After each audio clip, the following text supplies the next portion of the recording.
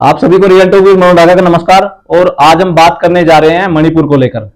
Double engine की सरकार, मणिपुर में हो रहा अत्याचार। तो क्या वास्तव में डबल इंजन की सरकार है? इस विषय पे भी हम खुलकर बात करने वाले हैं। और संसद भवन में क्या हो रहा है, इस विषय को भी लेकर हम डिटेल में बात करने वाले हैं।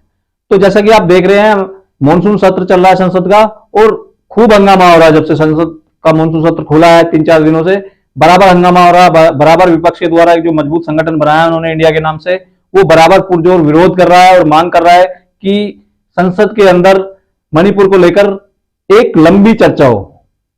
लेकिन वही सत्ता पक्ष चर्चा के लिए तो तैयार है, बातचीत करने के लिए तैयार है, लेकिन वो कह रहा है कि चर्चा हो तो लिमिटेड हो, सारा समय जो है मणिपुर के लिए नहीं दिया जाएगा, दूसरी बातों पर भी हमें विचार करना है।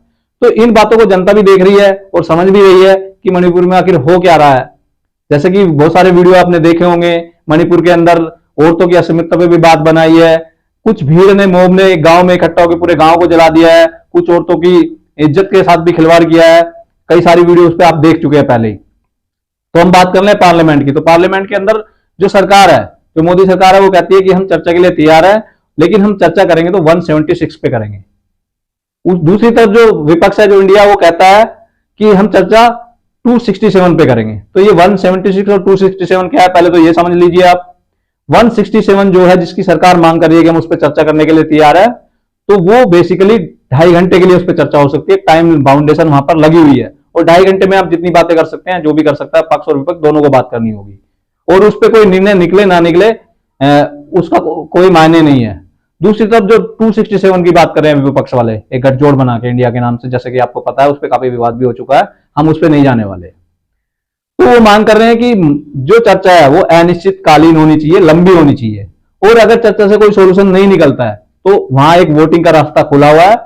एक वोटिंग की प्रक्रिया वहां पे जो है हम अपना सकते हैं और वोटिंग के जरिए हम फैसला कर सकते हैं कि मणिपुर में क्या होना चाहिए और क्या नहीं होना चाहिए। वहां पे सरकार बनी रहनी चाहिए या राष्ट्रपति शासन लागू करना चाहिए। जैसे कि आपको पता है, वहां पे अभी भाजपा के एन बीरेन सिंह मुख्यमंत्री, एन बीरेन सिंह वहां के मुख्यमंत्री है और वो डबल इंजन की सरकार के ही मुख्यमंत्री एक तरह से कह सकते हैं।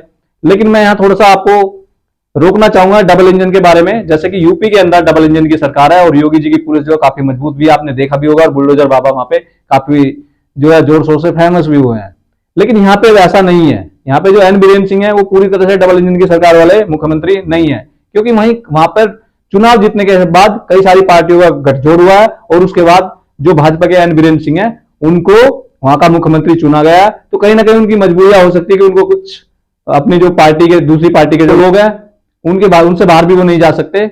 जैसे कि आपको पता, गठबंधन की सरकारों में कुछ हमें सैक्रिफाइस करने पड़ते हैं, कुछ फैसले जो है दूसरों के ऊपर भी डिपेंड होकर लेने पड़ते हैं। चलिए, वो हमारा विषय नहीं है। हम बात कर रहे हैं मानसून सत्र की, जो दिल्ली के अंदर संसद भवन के अंदर चल रहा है। खूब हंगामा हो रहा है, विपक्ष जो है संसद के बाहर बैठकर संसद की कार्रवाई को पूरी तरह से ठप कर रहा है। तो दोस्तों, आपको क्या लगता है, इस तरह की जो प्रक्रिया अपनाई जा रही है, चाहे वो पक्ष के द्वारा हो चाहे वो विपक्ष के द्वारा हो, इस तरह की प्रक्रिया जो है अपनानी चाहिए देश के अंदर? इस तरह से अगर एक राज्य हमारा जल रहा है तो दिल्ली के अंदर बैठकर लोग इस तरह से राजनीति करना उनको जरूरी हो गया, क्योंकि आगे सबको दिखाई दे रहा है 2024 का चुनाव आपका लोकसभा का आने वाला है। उसी को लेकर जो विपक्ष है इतना हंगामा कर रहा है और कहीं ना कहीं सत्ता पक्ष भी अपने आप को बचाए रखने के लिए 176 की मांग कर रहा है। तो आपको क्या लगता है, इनमें से कौन सही है और किस तरह की यहाँ पे चर्चा होनी चाहिए?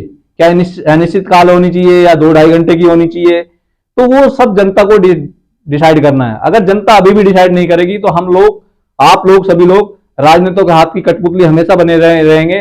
और एक जो नारा आपको दे दिया जाता है कहीं ऊपर से बना के, जो करोड़ों करोड़ के पैकेज लेते हैं, वो एक स्पेशल नारे को बनाते हैं, वही नारा जो है पूरा सर्कुलेट कर दिया जाता है और उसी की आंधी, उसी की हवा चलती है चुनाव के अंदर।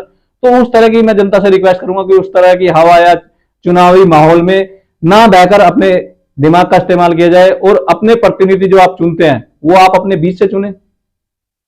आप देखें कि आपके आसपास कौन ईमानदार है, कौन जो है निर्भीक है, जो बातों को अपनी स्पष्टता के साथ कह सकता है, रख सकता है मजबूती के साथ। और सबसे बड़ी बात है, ईमानदार होना चाहिए। और दूसरी बात, जब हम बाहर होते हैं सत्ता से तब हम ईमानदार होते हैं, लेकिन जैसे सत्ता में आते हैं तो ईमानदारी कहीं ना कहीं गायब हो जाती है। जैसे कि आप देखते हैं कि जब बच्चे होते हैं, जब स्कूलों में पढ़ते हैं, तो हमारे बहुत सारे पार्ट हमें पढ़ाए जाते हैं ईमानदारी के, लेकिन जैसे हम किसी नौकरी पैसे में जाते हैं तो हम वहां 2 नंबर का काम ढूंढते हैं। हर कोई कहता है कि हाँ, उस नौकरी में इतना 2 नंबर का पैसा है। तो वो 2 नंबर का जो पैसा है वो कमाने के लिए तो नहीं आ रहे कई राजनेता।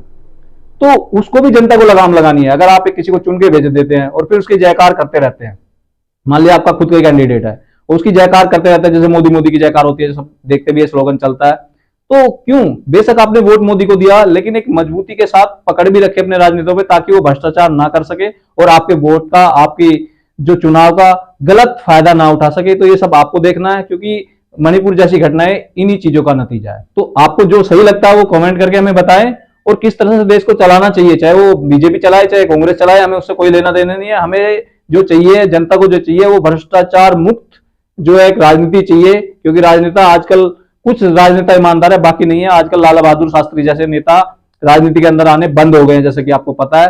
तो वो जनता के हाथ में है, अगर जनता ईमानदार होगी तो राजनेता भी ईमानदार होंगे। जनता ईमानदारी के साथ चुनाव करेगी, जनता ईमानदारी और बुद्धि लगा के, अपनी दिमाग लगा के लोगों को चुनेगी, अपने बीच से प्रतिनिधि को खुद भेजेगी। किसी के थोपे हुए व्यक्ति को वो वोट ना करके चुनाव करे अपने व्यक्ति का, या अगर किसी के थोपे हुए या किसी के भेजे हुए व्यक्ति को वो वोट करती है तो उस पर दबाव बनाने के तरीके ढूंढे। सोशल मीडिया आज आपके पास है, सबके पास सब कुछ है। आप कमेंट के जरिए, आप ट्विटर के जरिए, आप दूसरे सोशल मीडिया के जरिए, फेसबुक के जरिए, आप एक नेता के ऊपर दबाव आपको बना के रखना चाहिए, वो चाहे कोई भी हो। जो राजनीति के अंदर रहेगा, जो पक्ष में रहेगा, जो सत्ता पक्ष में रहेगा, उसके ऊपर अगर दबाव नहीं रहेगा तो मणिपुर क्या, उससे भी भयंकर घटनाएं हो सकती है। तो विचार आपने करना है, जवाब आपने देना है, नेताओं को आपने संभालना है। तो मैं रिक्वेस्ट करना चाहूंगा कि आप अपने विचार मेरी इस वीडियो में कमेंट के जरिए मुझे जरूर लिखें, और वीडियो अगर अच्छी लगी हो तो लाइक करें, वीडियो को ज्यादा से ज्यादा शेयर करें, और जिन भाइयों ने मेरे चैनल को अभी तक सब्सक्राइब नहीं किया है वो जाके सब्सक्राइब करें। चलिए मिलते हैं अपनी नेक्स्ट वीडियो में, तब तक के लिए जय हिंद।